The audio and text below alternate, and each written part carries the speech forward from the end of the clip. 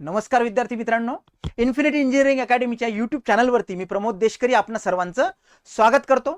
विद्यार्थी मित्रांनो, नुकतेच डिप्लोमाचे एक्झामिनेशन झालेले आहेत, नुकतेच डिग्रीचे एक्झामिनेशन झालेले आहेत आणि आता रिझल्ट लागणार आहे. जे नवीन विद्यार्थी आहेत, मग मेकॅनिकल इंजिनिअरिंगचे असेल, ऑटोमोबाईलचे असेल, प्रोडक्शन इंजिनिअरिंगचे असेल किंवा त्याचे जे समतुल्य याला इक्वॅलंट म्हणतो आपण, तर हे जे विद्यार्थी आहेत या विद्यार्थ्यांना नेहमी एक प्रश्न पडतो. एक वर्दीतली पोस्ट आहे ती म्हणजे RTO AMVI, assistant motor vehicle inspector.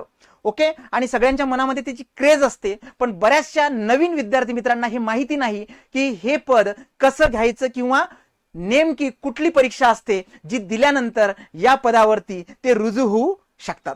तर विद्यार्थी मित्रांनो, जे नवीन विद्यार्थी आहेत त्यांच्यासाठी आपण हा खास व्हिडिओ बघितलेला आहे आणि स्पेसिफिकली सगळ्या विद्यार्थ्यांचे जे कॉल येत आहेत आणि जे माहिती विचारतात, त्या सगळी माहिती जी आहे, त्यांच्या मनातले सगळे प्रश्न जे आहेत त्याची उत्तरं मी या सेशनमध्ये देणार आहे.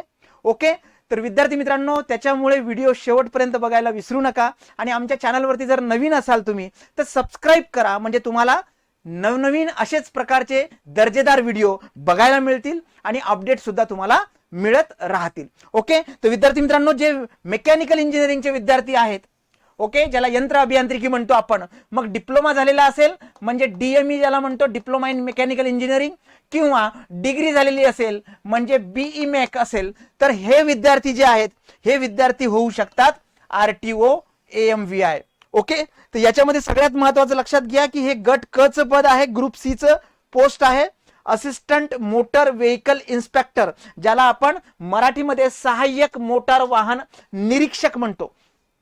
ओके, तर विद्यार्थी मित्रांनो, कशा पद्धतीने एक्झाम असते, काय सिलेबस असतो, काय पात्रता लागते तुम्हाला आणि कशा पद्धतीने एक्झामचे टप्पे असतात, स्टेप बाय स्टेप माहिती आपण जाणून घेणार आहोत या व्हिडिओमध्ये. ओके, सगळ्यात महत्वाची एक छोटीशी अनाउन्समेंट, तर आपल्याला RTO AMVI हे जी पोस्ट आहे याची तयारी जर सुरुवात करायची असेल आपल्याला, तर RTO AMVI फाउंडेशन बॅच आहे बघा, याच्यामध्ये ऍडमिशन ओपन्स आहेत आणि सगळ्यात महत्वाचं ही ऑनलाईन रेकॉर्डेड बॅच आहे. डे 1 लाच तुम्हाला पूर्ण प्रिलिमचे आणि मुख्य परीक्षेचे सर्व विषय हाताळायला मिळतील. ओके, 2 स्टेपची ही एक्झामिनेशन आहे, 1 वर्षाची याची व्हॅलिडिटी असणार आहे.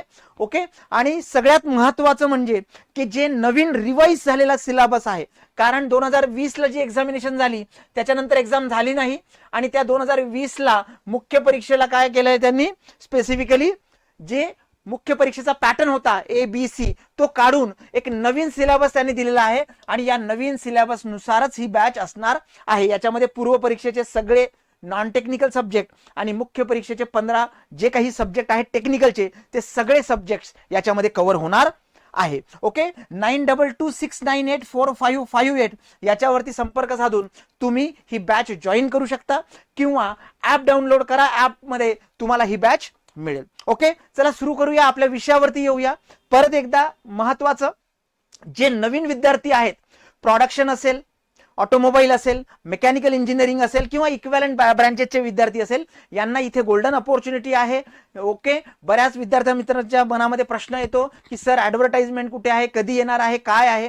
विद्यार्थी मित्रांनो, हे माहितीपर हा एक व्हिडिओ आहे. या सेशनमध्ये जे नवीन विद्यार्थी आहेत त्यांना आपण माहिती देणार आहोत. ओके, तर सगळ्यात महत्वाचं की RTO AMVI परीक्षा कोण देऊ शकतं, तर लक्षात घ्या की काय काय क्रायटेरिया लागतो, त्याला फिजिकल काय लागतं, ह्या सगळ्या गोष्टी आपण जाणून घेऊया.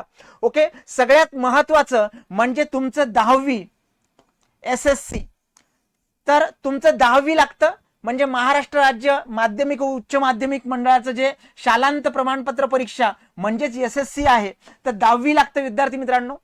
त्याच्यानंतर तुम्हाला स्पेसिफिकली मेकॅनिकल इंजिनिअरिंग किंवा ऑटोमोबाईल इंजिनिअरिंग ह्या ज्या इंजिनिअरिंगचे डिप्लोमा आहेत, ओके, म्हणजे जर तुमचा डिप्लोमा झालेला असेल, इवन दो तुमची जर मेकॅनिकल किंवा ऑटोमोबाईल मध्ये डिग्री झालेली असेल, ओके, ज्याला BE म्हणूया आपण, ग्रॅज्युएशन, किंवा त्याच्याही वरती तुमचं पोस्ट ग्रॅज्युएशन झालेलं असेल, ओके, डेफिनेटली पोस्ट ग्रॅज्युएशन म्हणजे ग्रॅज्युएशन आलंच तुमचं, तर याला आपण म्हणतो पदविका, MSBT माहिती असेल तुम्हाला, आणि याला म्हणतो आपण पदवी. तर 10वी असलं पाहिजे तुमचं. त्यानंतर तुम्ही डायरेक्ट डिप्लोमा केलेला असला तरी चालेल, किंवा 12वी करून तुम्ही डिग्री केली असेल तरीही चालेल. तर ते विद्यार्थी इथे पात्र आहेत. आणि ब्रँच कुठल्या कुठल्या पात्र आहेत याच्यानुसार, तर इथे आहे ऑटोमोबाईल इंजिनिअरिंग, स्वयंचल ज्याला म्हणतो आपण, मेकॅनिकल इंजिनिअरिंग, ज्याला यंत्र अभियांत्रिकी म्हणतो, आणि समतुल्य म्हणजेच इक्विव्हॅलंट, समतुल्य. आता समतुल्य कुठल्या कुठल्या ब्रँचेस आहेत ते सुद्धा आपण बघूया.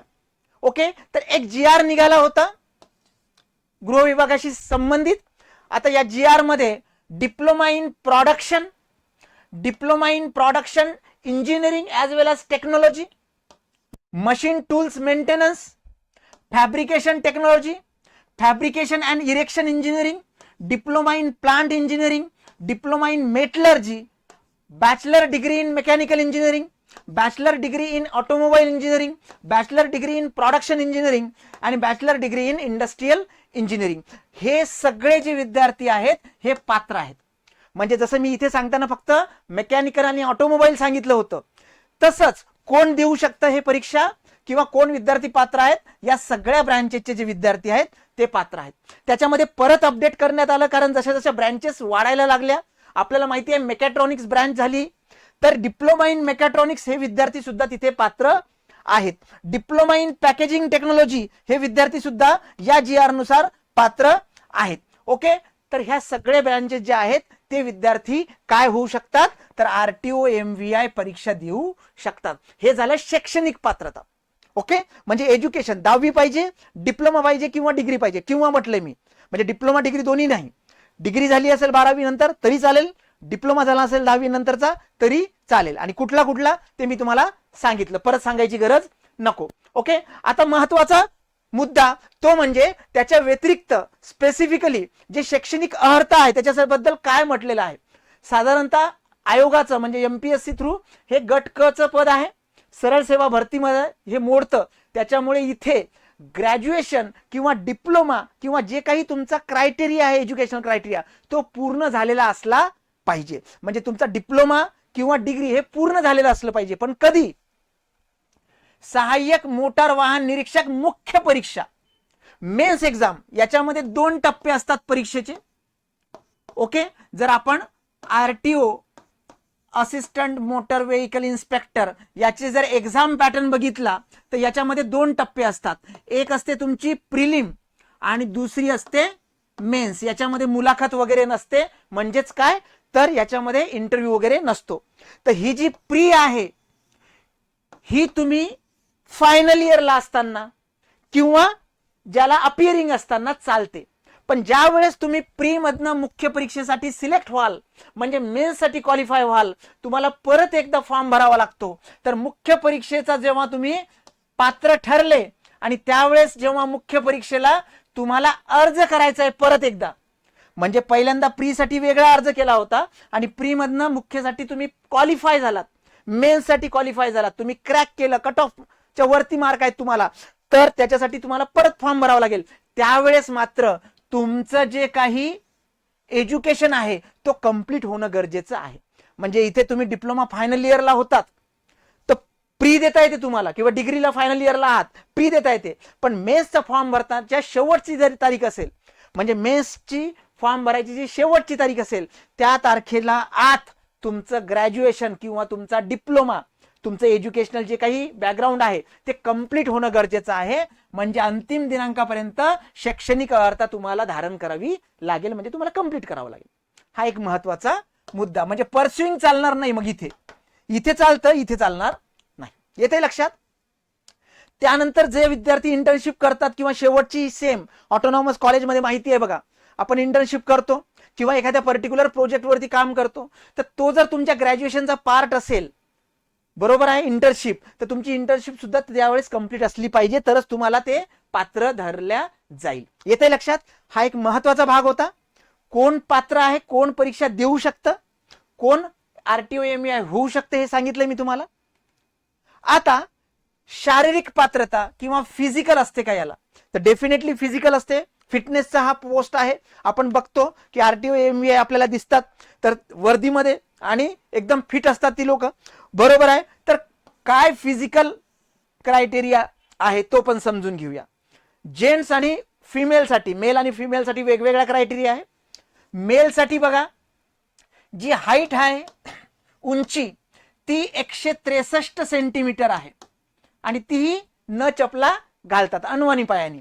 ओके. महिलांसाठी, फिमेलसाठी हीच जी आहे 155 सेंटीमीटर अनवाणी. येते लक्षात? तर इथे हाईट 163 जेंट्ससाठी, मेलसाठी, फिमेलसाठी 155 हाईट. येते लक्षात?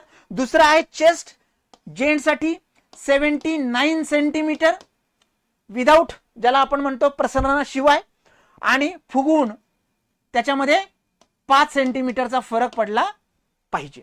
ओके. आता स्पेसिफिकली चेस्ट हे जेंट्ससाठी आहे आणि फिमेलसाठी वेट आहे. तर वजन बघा, वजनाचा क्रायटेरिया जेंट्ससाठी नाही आहे, फिमेलसाठी आहे. ओके. हे असलं पाहिजे 45 किलोग्रॅम कमीत कमी, त्याच्यापेक्षा जास्तच पाहिजे. ओके. येते लक्षात? डेफिनेटली मुलींसाठी वेट क्रायटेरिया आहे 45 किलोग्रॅम पेक्षा कमी नसावा. जेंट्ससाठी चेस्टचा आहे 79 सेंटीमीटर आणि फुगवून 5 सेंटीमीटर. ओके. तर लक्षात घ्या, इथे सगळ्यात महत्वाचा फिजिकल क्रायटेरिया आहे. म्हणजे जरी तुम्ही डिप्लोमा केला असेल, 10वी केली असेल, डिग्री केली असेल मेकॅनिकल ऑटोमोबाईल मध्ये, पण जर याच्यामध्ये बसत नसाल तरी तुम्ही पात्र नाही. ओके. त्यानंतर सगळ्यात महत्वाचा तो म्हणजे ब्लाइंडनेस असेल, नाईट ब्लाइंडनेस, बरोबर आहे, किंवा कलर ब्लाइंडनेस म्हणतो आपण, रंगाजळपणा, कलर ब्लाइंडनेस असेल तर ते विद्यार्थी इथे पात्र नाहीत. दृष्टी चष्म्यासह वा चष्म्याशिवाय चांगली आहे हे विद्यार्थी इथे पात्र आहेत. म्हणजे चष्मा असेल तर इट्स ओके, काही प्रॉब्लेम नाही, पण तुम्हाला व्यवस्थित नीट दिसलं असलं पाहिजे. डेफिनेटली मेडिकल ज्यावेळेस होते त्यावेळेस या सगळ्या गोष्टी चेक होतात. तुमची हाईट असेल, चेस्ट असेल, वेट असेल आणि चष्मा असेल किंवा तुमचे फिजिकल फिटनेस असेल, हे मेडिकलच्या वेळेस चेक होतं. तर शारीरिक पात्रता काय आहे लक्षात घ्या. जेंट्ससाठी हाईट 163 सेंटीमीटर, महिलांसाठी 155 सेंटीमीटर. जेंट्ससाठी चेस्ट आहे 79 आणि फुगवून 5 सेंटीमीटरनी वाढणार. इथे वजन आहे 45 किलोग्रॅम पेक्षा कमी नसावं. ओके. आणि रंगांधळेपणा नसावा, कलर ब्लाइंडनेस नसावं, चष्मा असेल तर चालेल. बरोबर आहे. आता सगळ्यात महत्वाचं की गॅरेजचा अनुभव लागतो का, आणि गॅरेजचा अनुभव लागत असेल तर नेमकं काय करायचं. आता सगळ्यात महत्वाचं, नवीन विद्यार्थी उत्सुक असतात, यांना मी सांगू शकतो की फॉर्म भरताना, एक्झाम देताना, सिलेक्शनच्या वेळेला गॅरेजचा अनुभव लागत नाही. येते लक्षात? त्याच्यामुळे इथूनच घाबरून नाही जायचं की अरे गॅरेज एक्सपिरियन्स लागतोय मग काय ते करावं लागेल. नाही, तुम्हाला फॉर्म भरताना, एक्झाम देताना लागणार नाही. पण त्यांनी काय म्हटलेलं आहे की तुमची डिग्री, डिप्लोमा जे झालेला आहे कशामध्ये, ऑटोमोबाईल, प्रोडक्शन, मेकॅनिकल, तर हे जे आहे यांनी काय करायचंय की तुमची जी मुख्य परीक्षा असते, मी तुम्हाला सांगितलं प्री आणि मेन्स असते, तर जी मुख्य परीक्षा असते, मेन्स एक्झाम असते, याचा अर्ज सादर करण्याच्या शेवटच्या दिनांकास, म्हणजे मुख्य परीक्षेच्या, प्रीच्या नाही, मेन्स मध्ये जेव्हा तुम्ही जाल त्याच्या शेवटच्या तारखेला तुमच्याकडे काय असलं पाहिजे, 2 व्हीलर लायसन्स असलं पाहिजे. बरोबर आहे. त्याच्या व्यतिरिक्त स्पेसिफिकली तुम्ही मोटार वाहने, जड वाहतूक वाहने, जड प्रवासी वाहने यांची दुरुस्ती व देखभाल करण्याचा पूर्ण वेळ कर्मचारी म्हणून केंद्र अथवा राज्य विभागामध्ये तुम्ही किमान 1 वर्ष कालावधीचा अनुभव लागेल. बरोबर आहे. आता हे लक्षात घ्या की इथे त्यांनी मेन्शन केलेलं आहे की अनुभव लागेल, आणि मी तर तुम्हाला म्हटलं की नाही लागणार.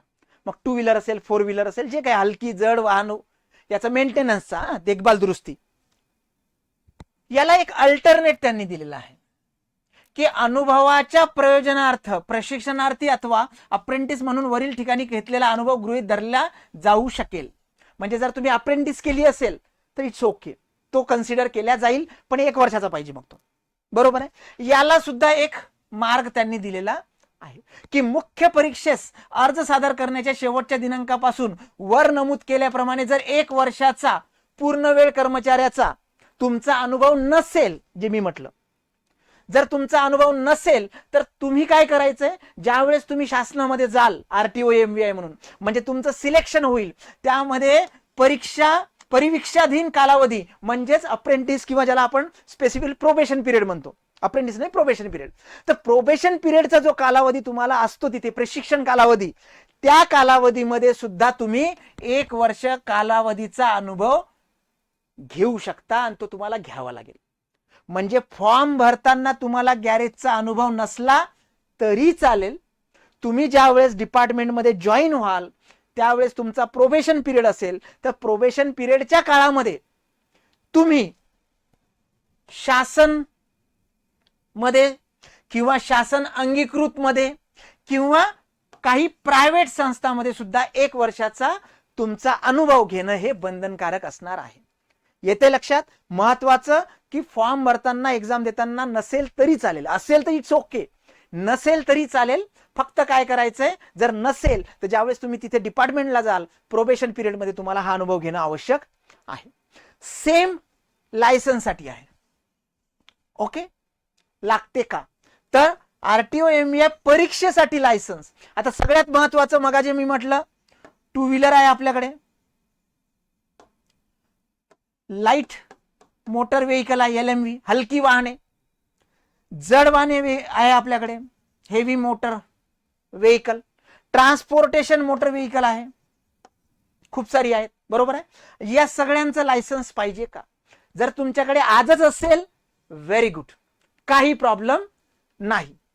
वैध असणारी गिअर्स असलेली मोटरसायकल, हलके मोटर वाहन, परिवहन वाहन ट्रान्सपोर्ट, त्याच्यामध्येही जड माल वाहतूक आणि जड प्रवासी म्हणजे पब्लिक ट्रान्सपोर्टही आणि गुड्स कॅरियर सुद्धा, या सगळ्यांचे लायसन्स जे आहे वैध लायसन्स, त्याला मराठीमध्ये अनुज्ञप्ती म्हणतात. जिभेला गाठ पडेल पण तो शब्द आहे व्हॅलिड लायसन्स असलं very good.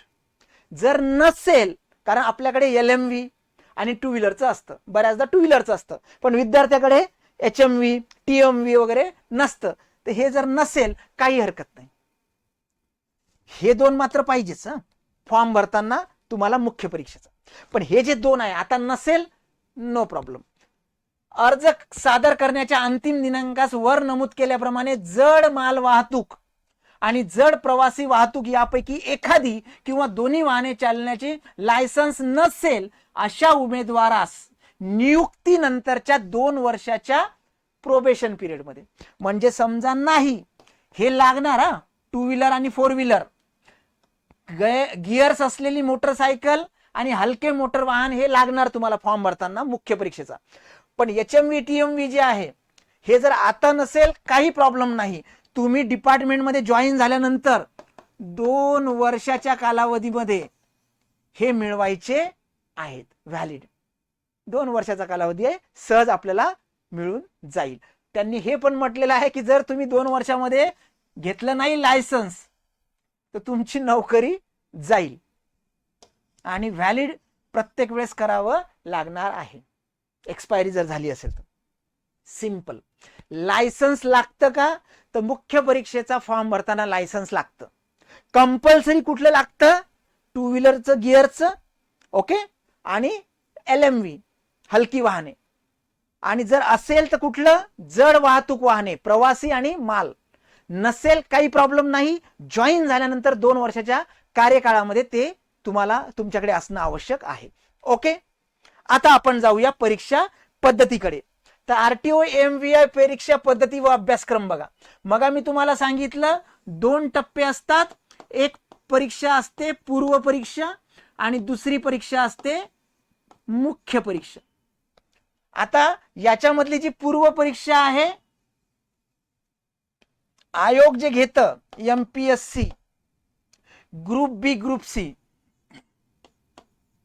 Group B and C, तर याच्यामध्येच ही परीक्षा होते. पूर्व परीक्षा कंबाईन आहे, संयुक्त आहे. म्हणजे जी ग्रुप बी ग्रुप सी, आता ग्रुप बी ग्रुप सी म्हणजे कुठली? PSI STI ASO, ओके, सरळ सेवा भरती, आणि त्याच्यामधली सी मध्ये ही तुमचा आरटीओ एमव्हीआय प्री परीक्षा. तर ही जी आहे ही 100 मार्कांची, 100 प्रश्नांची आणि MCQ टाईपची परीक्षा असते. बरोबर आहे? हे मी कशाबद्दल बोलतोय? हे पूर्व परीक्षेबद्दल बोलतोय. ओके, आणि जी मुख्य परीक्षा आहे ही सेपरेट होते. RTO MVI या पोस्टसाठी. याच्यामध्ये 150 प्रश्न असतात, प्रत्येक प्रश्नाला 2 मार्क असतात, म्हणजे एकूण 300 मार्क्स असतात. याच्यामध्ये 1/4 किंवा 25% निगेटिव्ह मार्किंग पण असते, म्हणजे 4 प्रश्न चुकले की एका प्रश्नाचे मार्क तुमचे गेले. तर तुमची पूर्व परीक्षा ही संयुक्त पूर्व परीक्षा होते 100 मार्कांची. इथून तुम्ही कशामध्ये जाल, मुख्य परीक्षेमध्ये पात्र व्हाल. मुख्य परीक्षेचा फॉर्म भरताना तुम्हाला लायसन्स लागणार, तुम्हाला स्पेसिफिकली जे काही रिक्वायरमेंट आहे एज्युकेशनल क्रायटेरिया कंप्लीट लागणार. नसेल लायसन्स हेवीचं नंतर काढता येणार, नसेल अनुभव नंतर घेता येणार. येते लक्षात. आणि हे जे assistant motor vehicle inspector group B चं पद आहे, याच्या पूर्व परीक्षेसाठी जो अभ्यासक्रम आहे आणि जो पॅटर्न आहे तो लक्षात घ्या. याच्यामध्ये मी तुम्हाला सांगितलं 100 प्रश्न असणार, प्रत्येक प्रश्नाला 1 गुण असणार, म्हणजे 100च मार्क असणार. याची जी लेवल आहे क्वेश्चनची ती डिप्लोमाची नसणार, डिग्रीची असणार, पदवी. आता तुम्ही म्हणाल सर आमचं जर डिप्लोमा झाला असेल तर मग हा नॉनटेक पेपर आहे, याच्यामध्ये विषयच वेगळे आहेत, हे इंजिनिअरिंगचे विषय नाहीत पूर्व परीक्षेसाठी. आणि हा जो पेपर असतो तो मराठी आणि इंग्लिश मध्ये दोन्ही भाषेमध्ये होतो. आणि हे 100 जे MCQ आहे किती मिनिटांमध्ये सोडवायचे, तुम्हाला 60 मिनिटांमध्ये सोडवायचे. येते लक्षात. ओके, 1 तासामध्ये सोडवायचं. आणि परीक्षा कशी आहे, वस्तुनिष्ठ बहुपर्यायी म्हणतात याला, simple multiple choice question. Okay, ठीक आहे. हा झाला तुमचा पूर्व परीक्षेचा पॅटर्न, एक्झाम पॅटर्न, ज्याला परीक्षा योजना म्हणतो आपण. मग याच्यामध्ये विषय कुठले कुठले आहेत, ओके, ते पण जाणून घेऊया. त्याच्या अगोदर निगेटिव्ह गुण, निगेटिव्ह मार्क्स मी आता तुम्हाला सांगितलं 1/4 आहे. म्हणजे बघा, मुख्य परीक्षेमध्ये मेन्स मध्ये किती क्वेश्चन्स आहेत, 150, मार्क्स किती आहेत 300, म्हणजे प्रत्येक प्रश्नाला किती मार्क आहेत 2. म्हणजे जर तुमचे 4 क्वेश्चन रॉंग आले तर तुमचे 2 मार्क गेले. येते लक्षात. ओके, ठीक आहे. जर तुम्ही क्वेश्चनला हातच लावला नाही, मार्क 0 होणार नाही, नकारात्मक गुणांची पद्धत लागू होणार नाही. ओके. आणि जर तुम्ही स्पेसिफिकली एक्झाम दिली आणि त्याच्यामध्ये तुमचं निगेटिव्ह मार्किंगमुळे मे बी तुमचा जर फायनल स्कोर जो आहे तो जर डेसिमल मध्ये आला, अपूर्णांकात आला, तर तो तसाच ठेवला जाईल, अपूर्णांकातच राहील आणि पुढील कार्यवाहीसाठी तो प्रोसीड करण्यात येईल. येते लक्षात. इथे काही जायची गरज नाही, निगेटिव्ह मार्किंग आहे हे लक्षात ठेवा. आता विषयावरती जाऊया. आता विषय कुठले कुठले आहेत बघा, प्री साठी, पूर्व परीक्षेबद्दल बोलतोय आपण. 100 प्रश्न 100 मार्क. आता इथे सगळ्यात महत्वाचा पार्ट आहे. ज्यांचा डिप्लोमा झालाय त्यांचं सायन्स वगैरे 10वीत सुटलं, ज्यांची डिग्री झाली आहे 12वी नंतर त्यांचा भूगोल इतिहास जमा झालाय. मग राहिलंय काय, तर तेच इथे आपल्याला अभ्यासाला आहे. सामान्य क्षमता चाचणी, हिस्ट्री इतिहास, आधुनिक भारताचा, महाराष्ट्राचा, भूगोल, इकॉनॉमिक्स अर्थव्यवस्था, मग त्याच्यामध्ये भारताची अर्थव्यवस्था, इंडियन इकॉनॉमी अँड शासकीय अर्थव्यवस्था, म्हणजेच जे स्पेसिफिक गव्हर्नमेंट ज्याला म्हणतो आपण, गव्हर्नन्स, चालू घडामोडी, करंट अफेअर, पॉलिटी, राज्यशास्त्र, सामान्य विज्ञान, physics, chemistry, biology, zoology, botany, okay, हे सगळे, केमिस्ट्री वगैरे, हायजीन, हे त्याच्यामध्ये, अंकगणित, कॉन्ट आणि बुद्धिमापन चाचणी, ओके, ऍप्टी अँड रिझनिंग, हे सगळं इथे आहे. हे आपल्याला याच्यावरती 100 प्रश्न येणार आहेत. इथे कुठेही मेकॅनिकल, सॉम, बरोबर आहे, टॉम, प्रोडक्शन याचे विषय इथे नाहीत. तर ही जी पूर्व परीक्षेची पद्धत आहे, हे जे 100 प्रश्न आहेत हे कुठे या विषयामध्ये येणार आहे. येते लक्षात. आता जाऊया आपण मुख्य परीक्षेकडे. प्री क्वालिफाय केली तुम्ही, प्रीचे सब्जेक्ट्स आपल्याला माहिती झालेत. आपण आता जाऊया मेन्स साठी. आता मेन्स साठी जो पॅटर्न आहे, आता सांगितले मी ब्रँचेस कुठल्या कुठल्या लागतात. तुमचा जो डिफिकल्टी लेवल आहे एक्झामसाठी, मेन्सच्या एक्झामसाठी, तर ती आहे डिप्लोमा, कारण diploma based minimum criteria diploma आहे इथे. तर तुमचे क्वेश्चन जे असणार ते डिप्लोमा लेवलचे असणार, MSBTच्या लेवलचे असणार. डेफिनेटली टेक्निकली क्वेश्चन पेपर आहे इंग्लिशमध्येच असणार, मराठीमध्ये नसणार. इथे 150 क्वेश्चन्स, 300 मार्क, आणि किती तासामध्ये सोडवायचंय? 1.5 तासामध्ये. म्हणजे 90 मिनिटामध्ये आपल्याला 150 प्रश्न सोडवायचे आहेत. आणि परत प्रश्न कसे आहेत? मल्टिपल चॉईस क्वेश्चन, ज्याला ऑब्जेक्टिव्ह म्हणतो आपण. येते लक्षात? हा पॅटर्न आहे, बरोबर आहे. आणि तिथे सुद्धा तेच लागू आहे. निगेटिव्ह बाकीच्या गोष्टी सेम जशा प्रीला होत्या, 1/4 निगेटिव्ह. आता विषय कुठले कुठले आहेत ते लक्षात घ्या. विषय कुठले कुठले आहेत? सॉम आहे बघा, strength of material, manufacturing process, TOM, theory of machine, hydraulics and hydraulic machines. Okay. त्यानंतर थर्मल इंजिनिअरिंग, त्याच्यामध्येच RAC, refrigeration and air conditioning. त्यानंतर इंडस्ट्रियल इंजिनिअरिंग अँड मॅनेजमेंट. त्यानंतर power developing system, power developing system. येते लक्षात? त्यानंतर cooling and lubrication system, transmission system, steering system and starting drives, differential rear axis and brakes, vehicle maintenance and transport management. Okay. आता तुम्ही जर बघितलं तर इथे सुरुवातीला जे आहे हे पार्ट जो आहे हा कोअर मेकॅनिकलचा पार्ट आहे. काही प्रोडक्शनचे पॉइंट्स असतील पण आहे. जर इथून आपण सुरू केलं पॉवर डेव्हलपिंग सिस्टीम पासनं, मग ते कूलिंग असेल, ट्रान्समिशन सिस्टीम असेल, स्टीअरिंग असेल, डिफरन्शियल रिअर ॲक्सिस असेल, व्हेइकल मेंटेनन्स असेल, बरोबर आहे. तर हे जे आहे हे ऑटोचा पार्ट आहे, ऑटोमोबाईलचा. कशाचा पार्ट आहे? ऑटोमोबाईलचा पार्ट आहे. आणि त्याच्यानंतर इलेक्ट्रिकलचा काही पार्ट आहे, तो सुद्धा ऑटोमोबाईलशी रिलेटेड आहे. Automobile electrical and electronic system, introduction to electric vehicle, motor vehicle act and road safety. हा मात्र ऍक्टचा पार्ट आहे.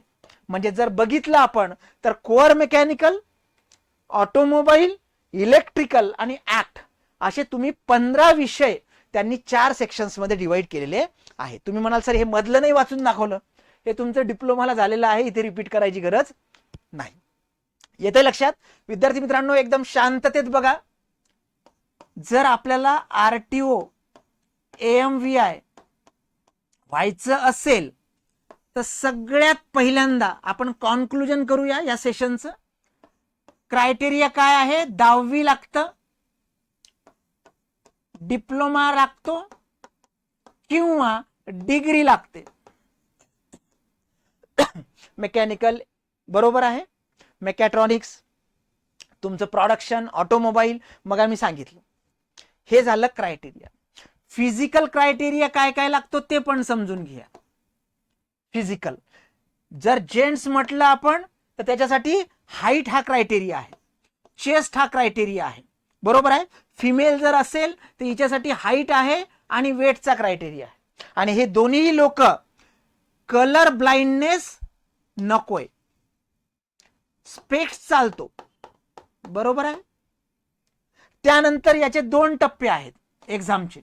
एक आहे तुमचा प्री, दुसरा आहे मेन्स. प्रीचे मार्क्स सिलेक्शन मध्ये पकडल्या जात नाही, मेन्स परीक्षेवरतीच तुमचं सिलेक्शन होतं. ज्यांनी प्री दिली त्यांच्यापैकी साधारणतः 1:16 रेशोने विद्यार्थी मुख्य परीक्षेसाठी पात्र होतात. म्हणजे जर एक जागा असेल तर 16 विद्यार्थी मुख्य परीक्षेसाठी पात्र होतात आणि त्याच्यातनं परत एकच सिलेक्ट होतो. येते लक्षात? प्री मध्ये काय आहे तर प्री मध्ये 100 MCQचा 100 मार्कांचा 60 मिनिटात सोडवायचा आपला MCQ बेस्ड पेपर राहील, ज्याला संयुक्त गट ब गट क म्हणतो.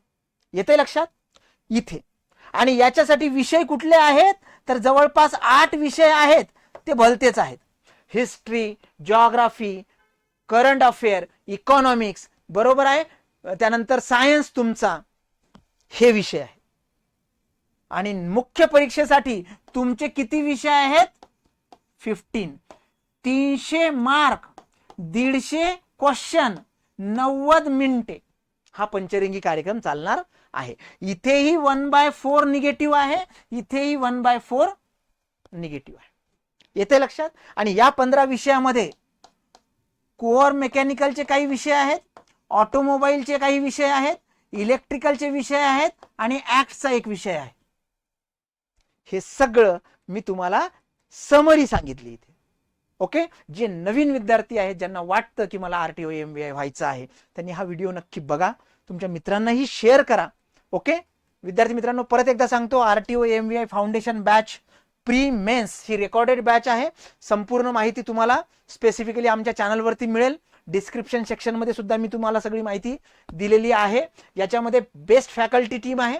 टेक्निकल, नॉन टेक्निकल म्हणजे प्री मेन्स सगळंच होणार.